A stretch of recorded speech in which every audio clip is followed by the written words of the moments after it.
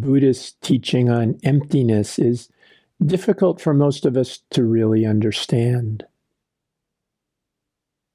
One of the best explanations that I've heard comes from my root spiritual teacher, Thich Nhat Hanh, the Zen master, Thich Nhat Hanh, who I was fortunate to meet over 40 years ago and had been my teacher ever since. He has a way of explaining things so that even a child can understand it.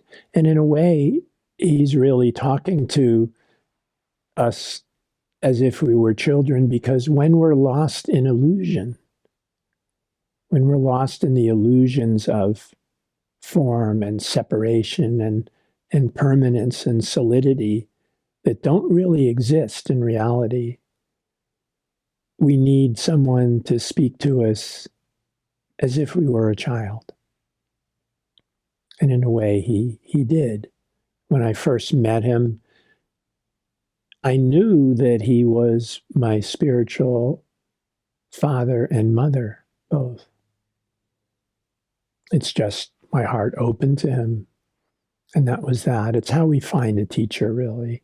Something just comes over us and we know.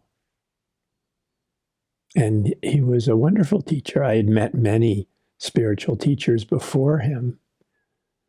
But when I was almost 30, so that's been 45 years ago, I found him. And that was it. And his explanation of impermanence and non-self is so easy to understand and wonderful. This reading that I'm going to read to you comes from a wonderful book, The Heart of Understanding, a commentary on the Prajnaparamita. The Prajnaparamita is, I think, the greatest sutra in all of Mahayana Buddhism. Form is emptiness. Emptiness is form. How do we understand this? This is something that's chanted in all Buddhist, Mahayana Buddhist Zen centers and monasteries, and I've always loved it. But when I first heard it, it frightened me. I didn't really understand it at all, but I knew that there was something about it that was very powerful. And it wasn't until I read this book by Thich Nhat Hanh and heard him talk about it that I really began to understand it. What is emptiness? What is form? What is understanding? What is truth? Prajna, wisdom, what is it? And so, in this way, this is what Thai, we called him Thai, which means teacher, Thich Nhat Hanh, said. This is what he wrote in this book. It's highly recommend, getting this book. It's a wonderful, wonderful book. Interbeing. If you were a poet, you will see clearly that there is a cloud floating in this sheet of paper. Without a cloud, there will be no rain. Without rain, the trees cannot grow. And without trees, we cannot make paper. The cloud is essential for the paper to exist. If the cloud is not here, the sheet of paper cannot be here either.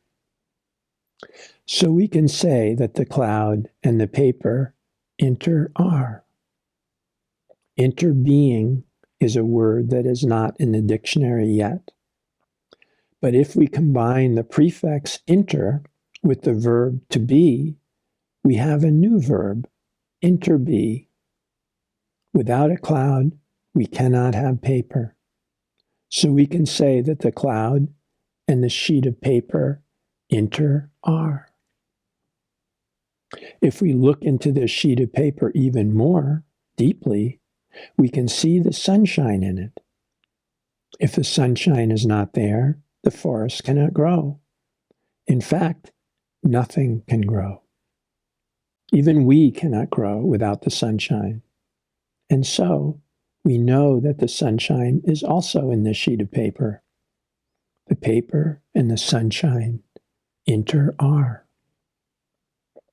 And if we continue to look, we can see the logger who cut the tree and brought it to the mill to be transformed into paper. And we see the wheat. We know that the logger cannot exist without his daily bread, and therefore the wheat that became his bread is also in this sheet of paper. And the logger's father and mother are in it too. When we look in this way, we can see that without all of these things, this sheet of paper cannot exist. Looking even more deeply, we can see we are in it too. This is not difficult to see, because when we look at a sheet of paper, the sheet of paper is part of our perception. Your mind is in here, and mine is also. And so we can say that everything is in here with this sheet of paper. You cannot point out one thing that is not here. Time, space, the earth, the rain, the minerals in the soil, the sunshine, the cloud, the river, the heat. Everything coexists with this sheet of paper. That is why I think the word interbe should be in the dictionary. To be is to interbe. You cannot just be by yourself alone. You have to interbe with every other thing. This sheet of paper is because everything else is. Suppose we try to return one of the elements to its source. Suppose we return the sunshine to the sun. Do you think that this sheet of paper will be possible? No. Without sunshine, nothing can be. And if we return the logger to his mother, then we have no sheet of paper either. The fact is that this sheet of paper is made up only of non-paper elements. And if we return these non-paper elements to their sources, then there can be no paper at all. Without non-paper elements like mind, logger, sunshine, and so on, there will be no paper. As thin as the sheet of paper is, it contains everything in the universe in it. But the Heart Sutra seems to say the opposite. Avalokiteshvara tells us that things are empty. Let us look more closely. And so that begins Thay's commentary on the Prajnaparamita, the Heart Sutra, the heart of understanding. So as you can see, emptiness really means fullness. It means empty of everything but one thing. Only one thing is left out of emptiness: a separate, self-existing nature.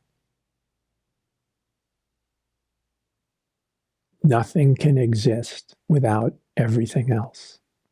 Nothing exists independent of everything else.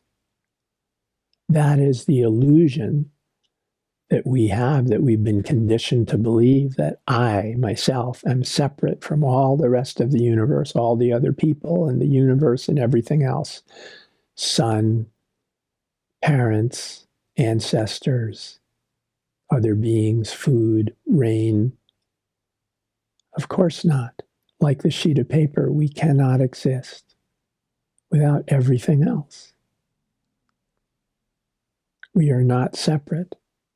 So Thich Nhat Hanh, Thay, has a way of explaining this to us in a simple way that even a child can understand. And that's the great grace of his abilities as a writer and a poet and a teacher and an awakened being, awakened mind. He not only experiences this and lives this, but is able to communicate it in a wonderful, powerful way. That's why I felt reading this from his words, from this book, was valuable to you, as it was to me. Interbeing. Everything is. Nothing exists by itself alone.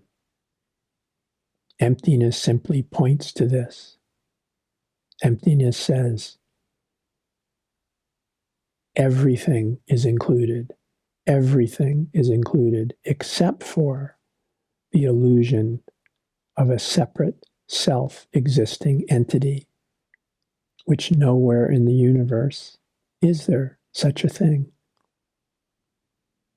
It's interesting how we can believe that there is because of the limitations of our body and our knowledge and conditioned mind. We believe that we are this separate, self-existing thing with a name, an identity, an individuality, an independence. Yet nothing could be further from the truth. And yet that's what we experience. So a good teacher like Thich Nhat Hanh is really only trying to help us see reality, help us see truth, help us see the obvious way that things are. Because we're lost in a dream of illusion, of things that are not true.